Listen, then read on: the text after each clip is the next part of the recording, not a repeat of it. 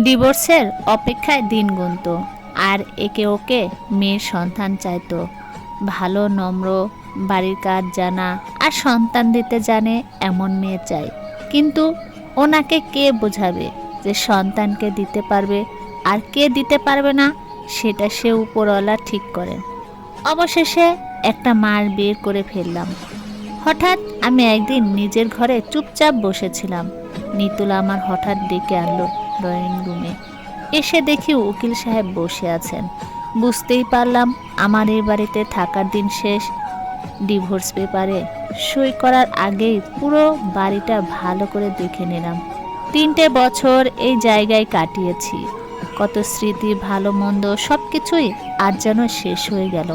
অতঃপর রাত করে বাড়িতে একা একা কোনো খবর না দিয়েই হঠাৎ করে ফেরায় মা ভীষণ রকম অবাক হয়ে গেলেন।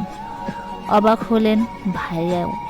মা ভয় কাঁপা গলায় বললেন, কি হয়েছে নিতু, এত রাতে যে একা একা চলে এলি? আমি সঙ্গে সঙ্গে কেঁদে উঠে বললাম, মা গো, আমি একেবারে চিরতরে চলে এসেছি।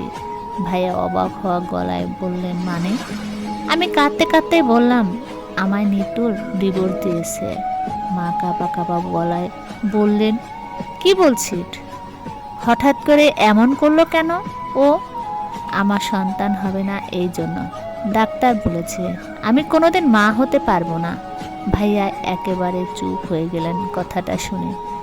মা কাঁদতে শুরু করলেন আমায় জড়িয়ে ধরে। আর আমি ভাবতে লাগলাম, আমার কি উপায় হবে এখন? আমার জীবনটাই নষ্ট হয়ে গেল এভাবে। সকালবেলা পরাগ গেল আমাদের বাসায়। পরাগ আমার ভাইয়ের বন্ধু এবং আমার প্রাক্তন। তার চাকরি ছিল না বলে তখন তার সাথে আমার বিয়েটা হয়নি।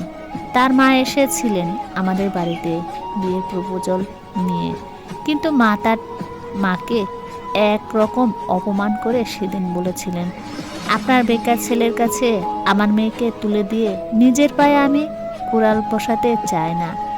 সেই পরাগ এসে আমাকে বলল, আন্টি, কি শুনেছি এটা নিতুর বিষয়ে? মা কেঁদে উঠলেন হাউমাউ করে।